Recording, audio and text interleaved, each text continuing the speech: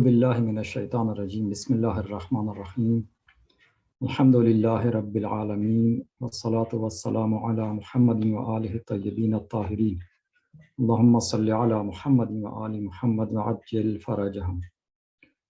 Dans un premier temps, je remercie Allah subhanahu wa ta'ala qui nous a accordé encore une fois cette opportunité de se retrouver au nom de lui et Ahl Bayt alayhi salam, et sur une belle occasion qui est le mois béni du Ramadan.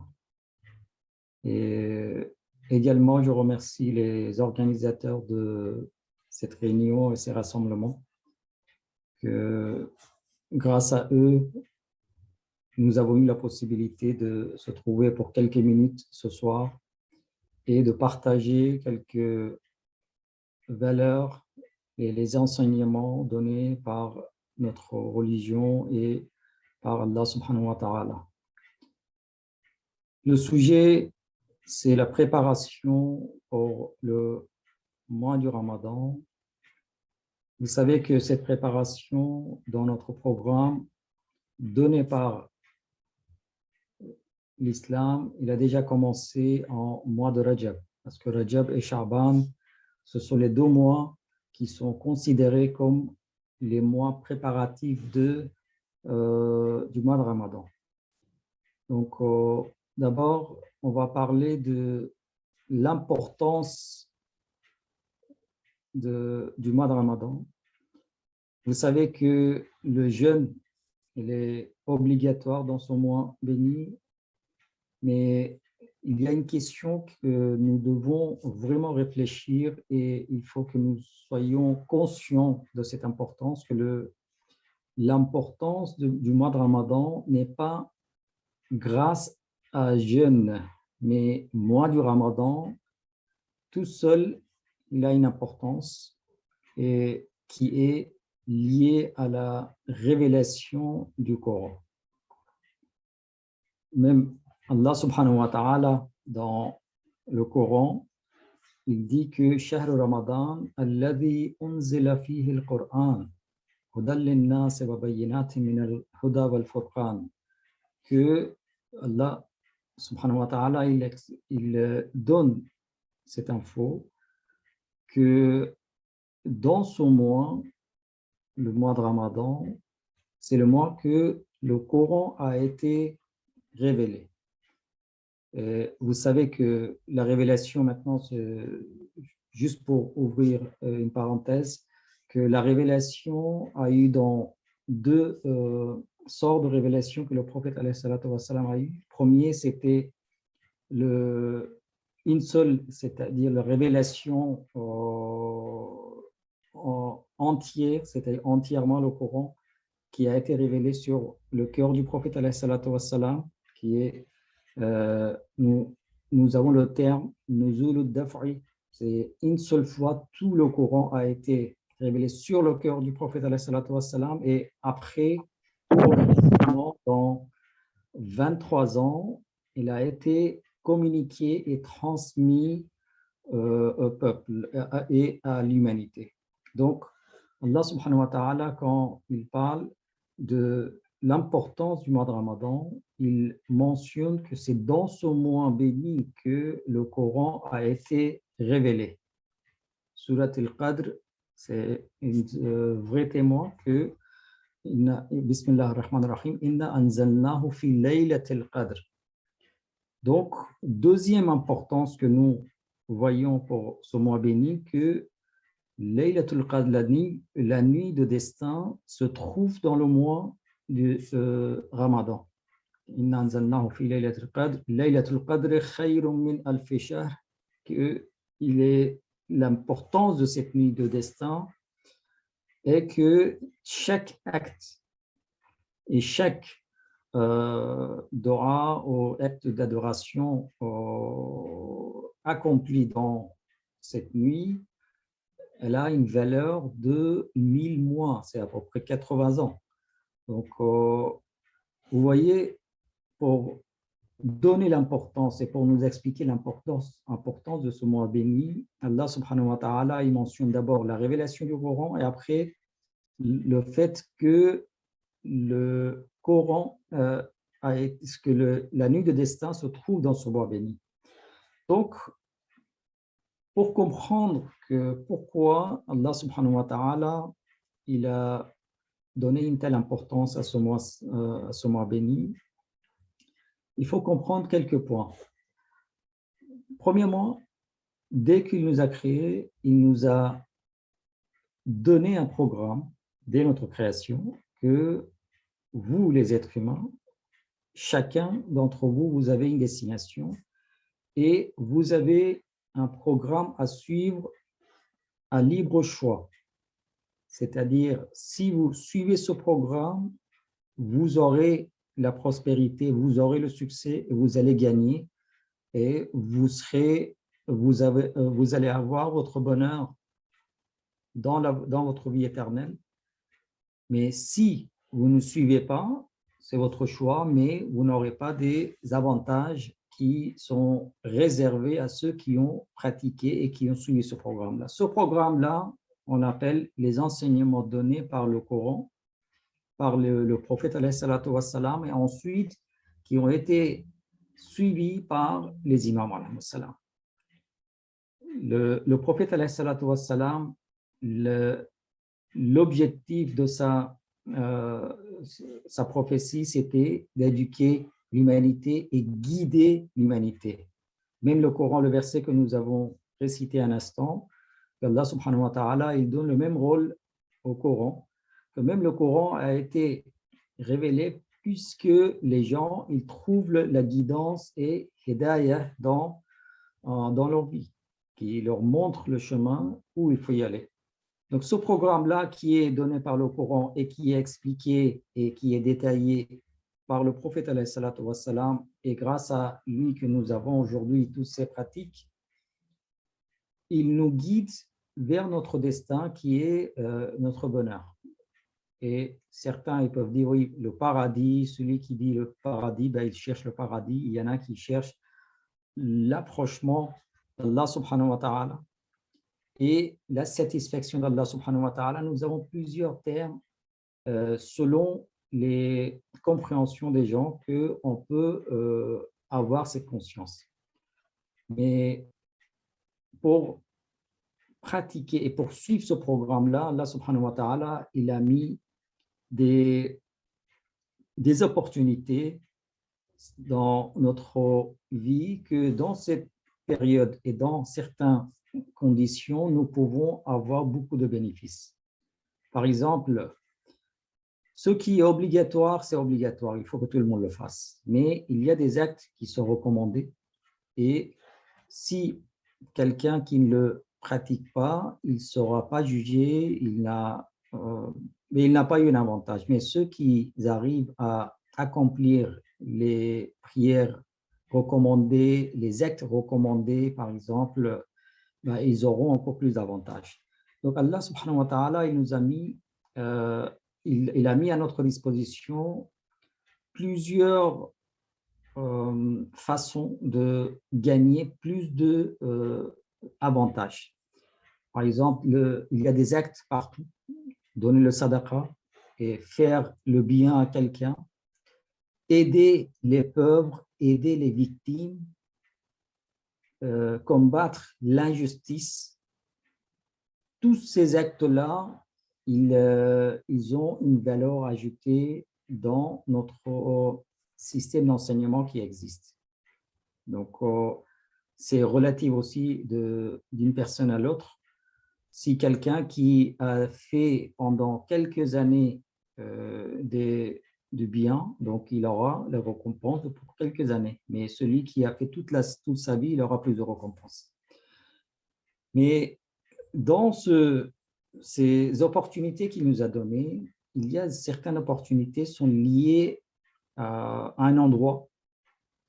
Géographiquement, par exemple, quelqu'un qui fait un i'tikaf dans Masjid al-Haram, à la Mecque, ou à Masjid al-Nabi.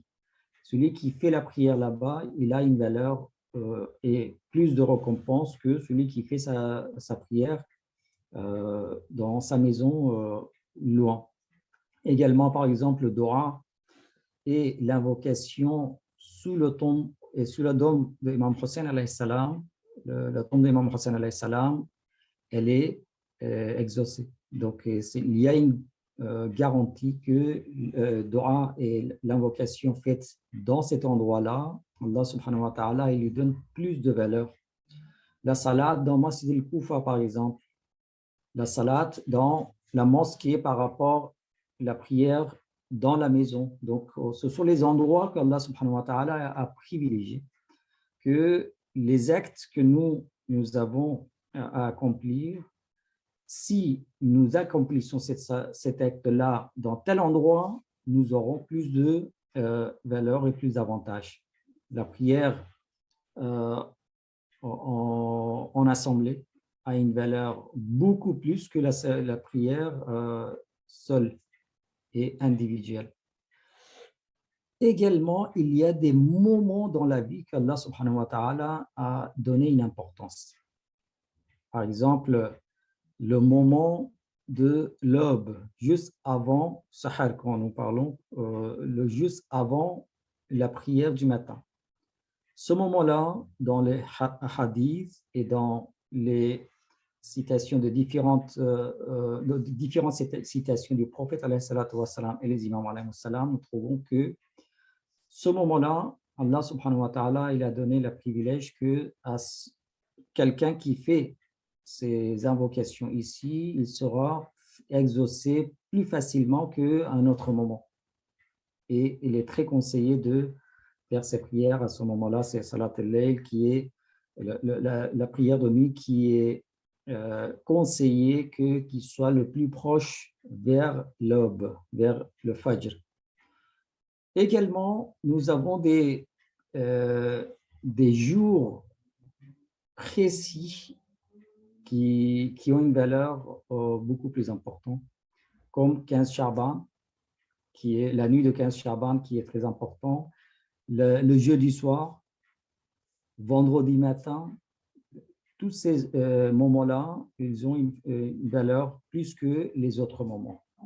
Mais le mois du Ramadan, et dans ce mois-là, la nuit de Qadr, la nuit de destin, ce sont les meilleurs moments parmi toutes ces opportunités qui existent et qui ont été données par Allah subhanahu wa ta'ala. Donc, comme nous sommes censés avancer vers Allah subhanahu wa ta'ala, donc nous sommes obligés de nous développer, de nous éduquer.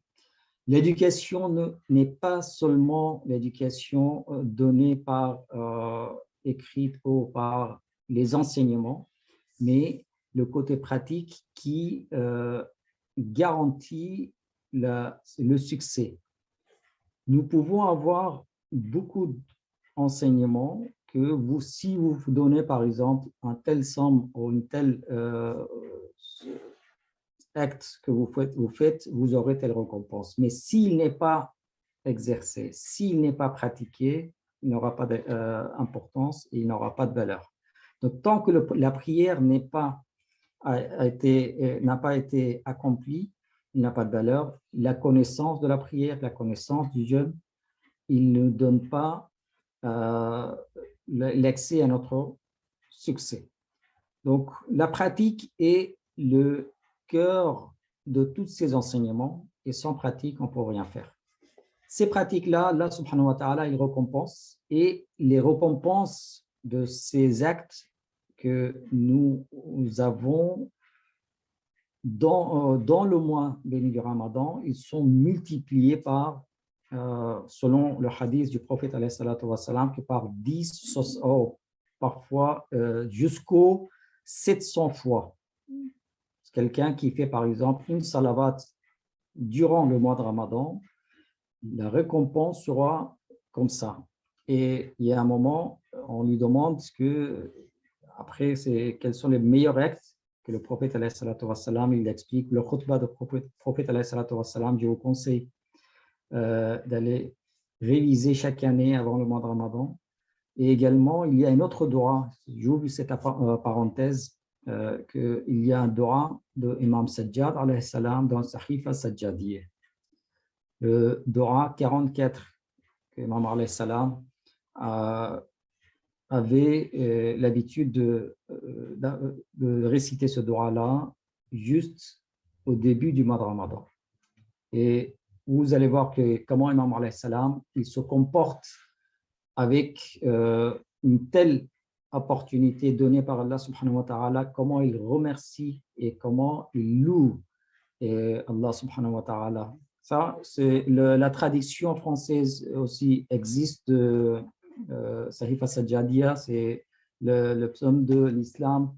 Ce livre-là, si vous avez à votre disposition, je vous conseille de garder dans votre bibliothèque. Donc, je reviens sur le sujet que l'importance du mois de Ramadan. Les actes, ils sont récompensés par dizaines et par 700 fois, mais il y a un acte qui est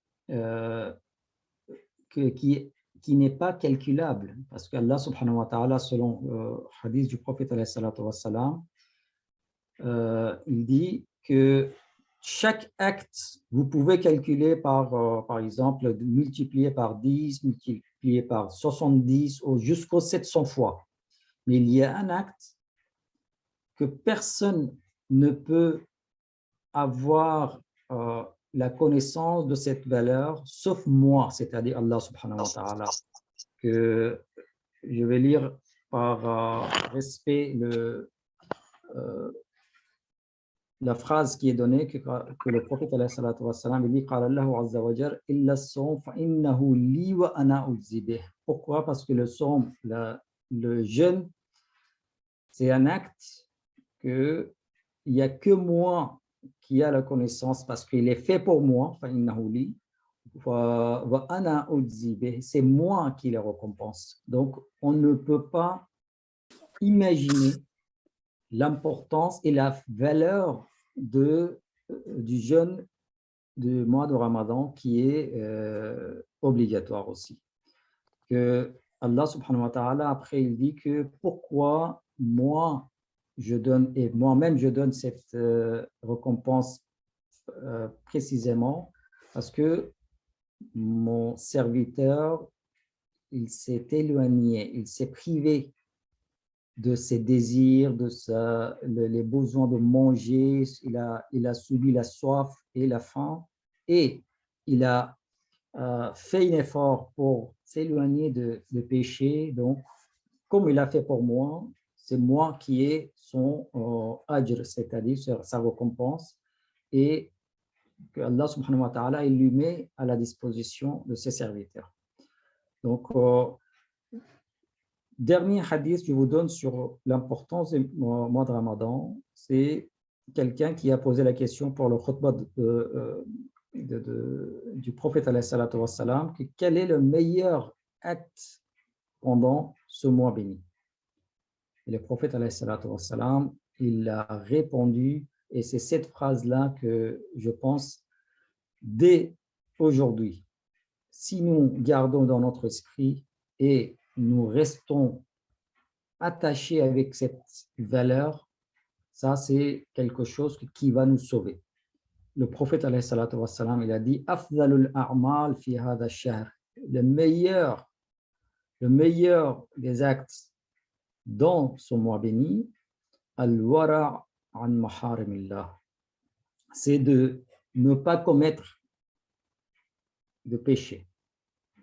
Quelqu'un qui arrive à enlever et de s'éloigner de péché dans ce mois, lui, il a commis, et il a accompli le meilleur acte du mois du Ramadan. Ça, c'est une question que tout le monde est préoccupé, que quel acte qui va me donner plus d'avantages. Parfois, on m'appelle, Sayed, par exemple, pendant Ramadan, qu'est-ce que je dois faire? Par exemple, je reste la nuit. Donnez-moi quel doa qui va me donner plus d'avantages et qui aura plus de savoir, plus de récompenses. Donc, le prophète, alayhi salatu wassalam, il a déjà répondu que vos actes déjà sont valorisés par, et multipliés par 700 fois parfois, mais le meilleur acte, c'est d'éviter le haram, tout ce qui est interdit. L'être humain, il est vraiment faible. Nous sommes tellement faibles que Allah subhanahu wa ta'ala, il sait très bien que dans notre vie, il y a des moments de faiblesse que nous arrivons et nous n'arrivons pas à contrôler nos désirs, contrôler nos propres actes, nos propos parfois, et nous commettons malheureusement parfois des péchés. Et c'est après, c'est le regret qui s'installe et parfois nous sommes tellement plongés dans un péché que même le regret, on ne le sent pas. Que Allah subhanahu wa ta'ala nous protège, incha'Allah, contre tout sort de péché. Que c'est là que Allah subhanahu wa ta'ala nous donne la possibilité de se faire pardonner. Le meilleur acte, une des meilleurs actes qui est conseillé dans ce mois béni, c'est l'istighfar et demande de pardon. Nous avons le fait de demander le pardon et de dire « excusez-moi, je demande le pardon parce que j'ai fait une erreur, j'ai fait un péché », déjà, c'est une valeur, c'est une grâce divine. Tout le monde n'a pas la possibilité de dire « désolé, excusez-moi ». Déjà, vous voyez, entre nous, Allah subhanahu wa ta'ala, il est à sa place, à lui, on peut prononcer le mot istighfar, on peut demander au moins avec les mots que Allah pardonne-nous. Et ce qui est dans nos cœurs, c'est lui qui connaît et personne d'entre nous, on peut juger qui a quel type d'intention et quelle sorte d'intention qu'il a.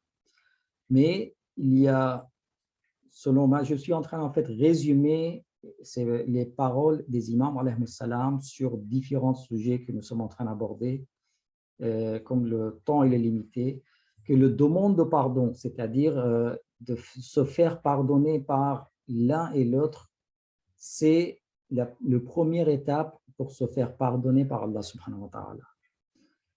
Si quelqu'un qui arrive à pardonner quelqu'un d'autre qui lui a fait mal, là, il est éligible de demander le pardon d'Allah subhanahu wa ta'ala. Quand nous demandons à Allah subhanahu wa ta'ala, oh Allah, pardonne-nous, nous avons fait telle erreur, tel péché, qu'est-ce que nous attendons? Nous attendons qu'Allah l'accepte par sa miséricorde, par sa grâce, qu'il nous pardonne, et même quand nous le recommençons, nous demandons encore que, désolé, je suis encore j'ai encore tombé dans ce piège-là, j'ai refait telle chose et je demande le pardon. Allah subhanahu wa ta'ala, il accepte, il nous pardonne, il nous pardonne. Mais est-ce que nous aussi, nous avons le cœur et cette grâce pour nos frères et sœurs? Si nous avons une différence avec quelqu'un et nous croyons qu'une telle personne m'a fait mal, il m'a insulté, il m'a agressé, il m'a fait tel... On peut imaginer, vous pouvez imaginer vous-même quelle sorte d'agressions et des violations des droits qui peuvent être commis entre nous. Mais est-ce que nous avons la possibilité de pardonner? Ça, c'est un test. C'est un test que nous devons faire, que si j'arrive à pardonner quelqu'un d'autre, c'est-à-dire la grâce divine se trouve dans mon cœur et il faut que je remercie Allah subhanahu wa ta'ala pour ça. Mais si je me trouve dans une situation que je n'arrive pas à pardonner, quelqu'un qui m'a blessé, quelqu'un qui m'a insulté, quelqu'un qui m'a fait mal, il a pris mes affaires, il a pris quelque chose et qui a violé mon droit. Si j'ai du mal à pardonner telle personne-là, et c'est pire si cette personne-là, il essaye de se faire pardonner, c'est-à-dire il s'excuse. Là, il faut que je me pose la question, qu'est-ce qui se passe dans mon cœur? Ce sont les signes d'arrogance. Et l'arrogance, c'est cette arrogance-là que Iblis n'a pas pu gérer, il n'a pas pu enlever, et à cause de son arrogance, il est tombé dans telle situation qu'il était le meilleur des adorateurs de son époque, même parmi les anges, mais juste par arrogance, il a refusé à prosterner Adam alayhi salam, et Allah subhanahu wa ta'ala, il lui a enlevé tous ses avantages et tout ce qu'il avait fait. Donc, ça, c'est quelque chose que nous devons vraiment régler dès le premier état, parce que nous sommes censés à développer notre esprit et notre spiritualité dans ce monde. Les hadiths, ils racontent que le shaitan et les shayatines, les diables, ils sont enfermés, ils sont enchaînés. Donc, c'est une vraie opportunité que notre ennemi il est enchaîné, qui nous a tirés vers les péchés. Donc maintenant, c'est moi et tout ce que j'ai dans mon cœur. Si j'arrive à me corriger dans mes comportements, il faut que je me rende compte où et dans quel aspect que je dois travailler. Par exemple, quelqu'un qui a la colère facile. Dès qu'il y a un petit problème arrive, il se met en colère, il commence à crier, insulter, que Allah subhanahu wa ta'ala nous protège de toutes ces maladies. Mais il faut que chacun d'entre nous, nous devons analyser notre situation, qu'est-ce que nous avons besoin et quels sont les problèmes qui existent que nous pouvons nous débarrasser de. La colère, la haine, parfois il y a des paroles, parfois il y a des actes qui n'arrivent pas à faire. Par exemple, il y a des gens qui ne sont pas très assidus dans les prières quotidiennes. Parfois ils font, parfois ils ne le font pas. Mois de Ramadan, c'est une très belle occasion d'avoir habitude de faire la salat et faire les prières à l'heure et de garder cette habitude même après le mois de Ramadan.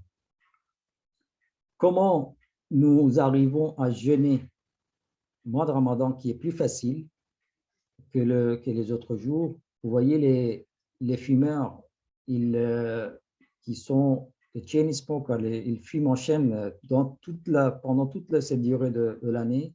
Mais dès que le mois de Ramadan arrive, ils arrivent à arrêter la fumée et puis toute la journée, ils ne fument pas. Même s'ils fument après le iftar, mais quand même, ils ont pu éviter de fumer pendant plusieurs heures et toute une journée. Donc, ça, c'est une bonne occasion que chacun il débarrasse de ses mauvaises habitudes. Et mois de Ramadan, le mois de la miséricorde d'Allah subhanahu wa ta'ala, il nous facilite dans notre démarche. Donc, cette purification spirituelle, cette purification de nos cœurs, ce n'est pas seulement la purification de nos cœurs, mais c'est notre société, parce que la société, elle est formée par des individus. Les individus, s'ils ne sont pas corrigés, ils ne sont pas bien éduqués, donc la société sera un endroit des mauvaises éducations, et il y a beaucoup de désordre qu'on va trouver dans une société. Mais dans une société, si les gens ils sont honnêtes, et l'honnêteté et la bienveillance, il est augmenté, donc la société, il trouve la paix, il trouve la sérénité et l'ambiance et l'environnement, il aide les individus d'avancer dans d'autres chemins, dans leurs effets intellectuels, dans les activités sociales et pour que la société avance. Donc, ça, c'est une responsabilité individuelle de tout le monde. Nous avons une responsabilité individuelle de nous purifier, de nous développer à ce niveau-là.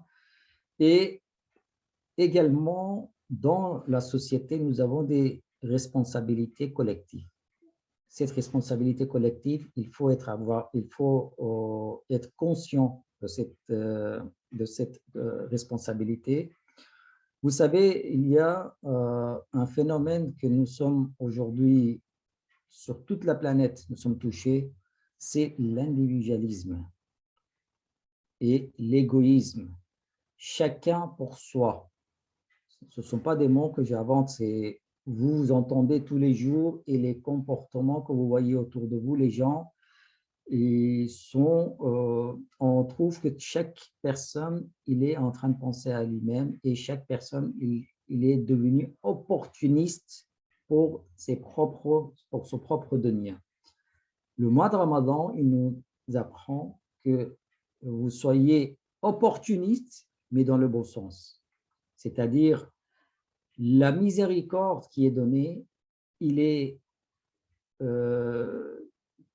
a plus de valeur si vous partagez cette miséricorde avec quelqu'un d'autre. D'accord? Par exemple, quelqu'un qui est riche, il a beaucoup de l'argent et même s'il n'a pas beaucoup d'argent, mais il a assez d'argent qu'il peut aider quelqu'un d'autre. Donc là, Allah subhanahu wa ta'ala, il dit que ceux qui ont plus que leurs besoins, ceux qui ont eu comme risque, comme leur substance, plus que leurs besoins. Donc, en fait, c'est un dépôt dans leurs mains qu'il transmet à ceux qui ont dans les besoins. Donc, est-ce que cet esprit-là, nous pouvons développer dans notre société? Ça, c'est une bonne occasion. Donc, Allah subhanahu wa ta'ala, il demande, soyez opportunistes pour être les meilleurs serviteurs, les meilleures personnes dans une société, même pour les invocations, les conseils que nous avons, les recommandations que nous avons. Quand vous demandez quelque chose pour vous-même, c'est bien, il n'est pas interdit.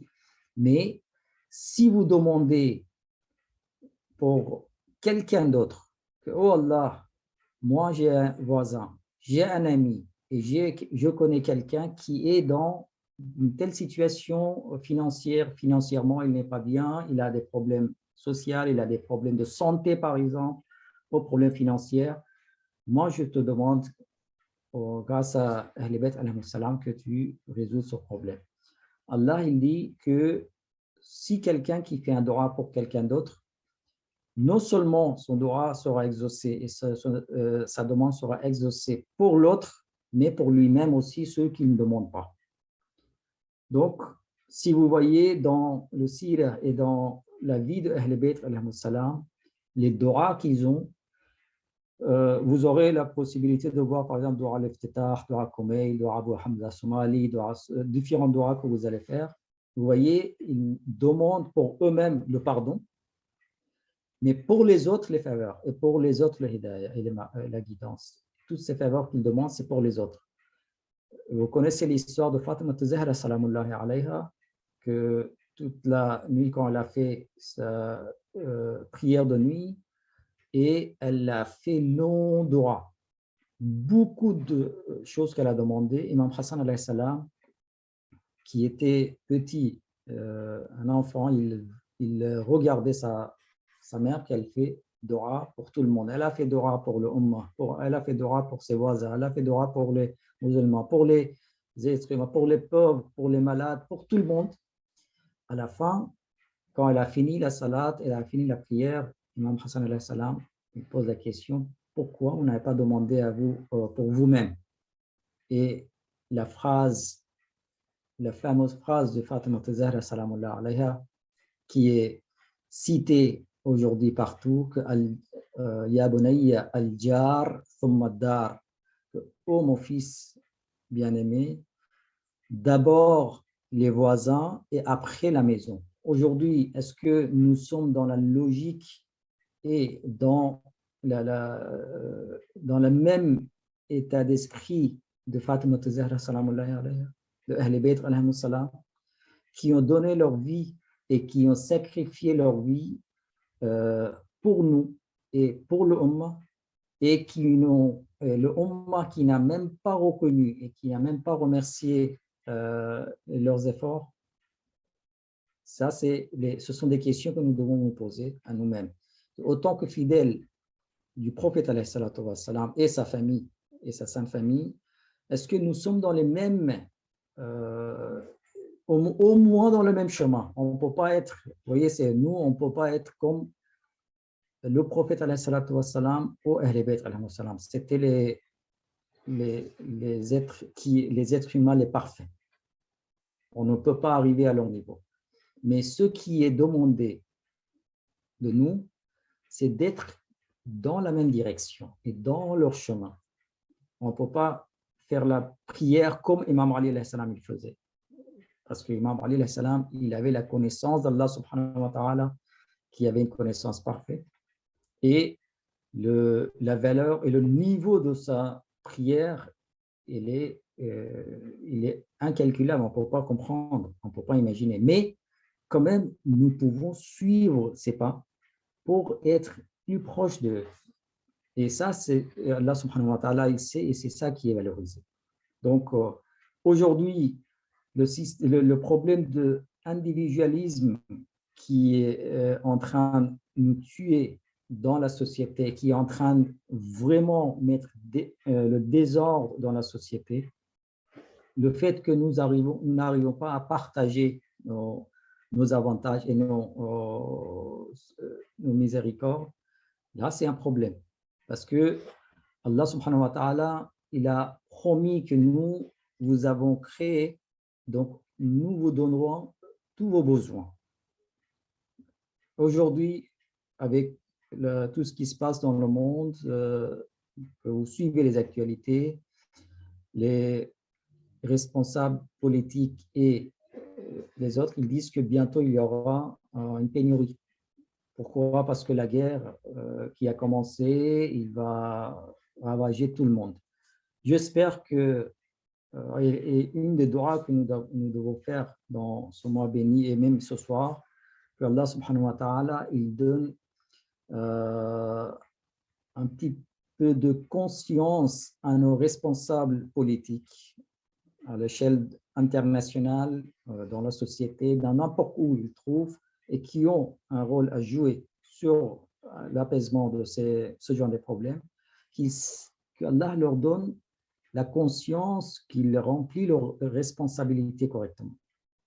Au lieu de pousser le monde dans une guerre, et une guerre, elle a toujours des effets très, très néfastes, qu'au lieu de pousser les gens vers la guerre, quand on leur demande de venir vers la paix, et que la paix soit partagée. Aujourd'hui, ce problème d'individualisme, c'est qu'il y a des pays, il y a des nations qui pensent que tous les privilèges sont réservés à nous. Nous pouvons avoir la paix, mais nous ne partageons pas avec les autres, et les autres, ils restent dans la guerre. Allah subhanahu wa ta'ala, il n'accepte pas ça. Une des responsabilités que nous avons et qui joue très bien sur notre cœur surtout, c'est d'avoir l'empathie envers les opprimés dans le monde entier. Est-ce que quand nous parlons des gens de Yémen, ce qui passe en Palestine, ce qui se passe en Afghanistan, est-ce que vous suivez quel sort des injustices et ceux qui sont en train de se produire? Est-ce que nos cœurs sont touchés?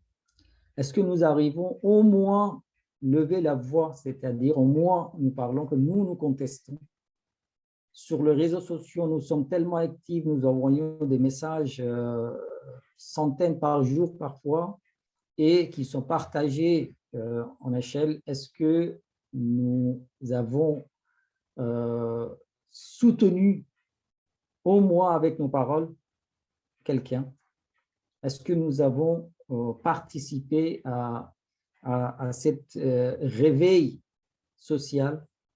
Ce sont des responsabilités que nous avons. Et Allah subhanahu wa ta'ala, quand il parle que la personne qui jeûne, et le jeûne, normalement, ce ne sont pas les jeûnes de notre estomac et contre la soif et la faim, mais tout ce qui est interdit, tout ce qui est haram. Et le fait de ne pas aider un opprimé, ça c'est un acte qui est condamnable. Et Allah subhanahu wa ta'ala, il n'aime pas ça.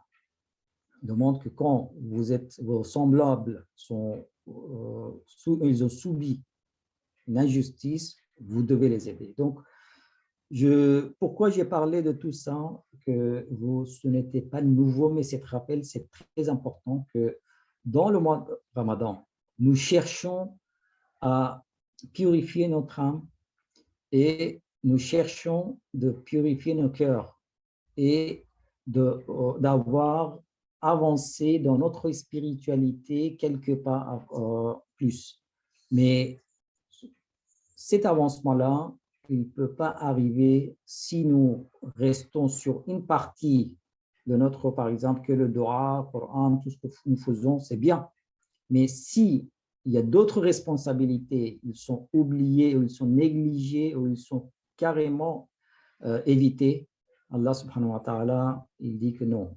Il faut que vous soyez équilibrés dans votre démarche individuelle et collective et dans la société. Vous ne pouvez pas fermer les yeux sur les autres et il faut que vous soyez présents partout où on a besoin de vous dans la société.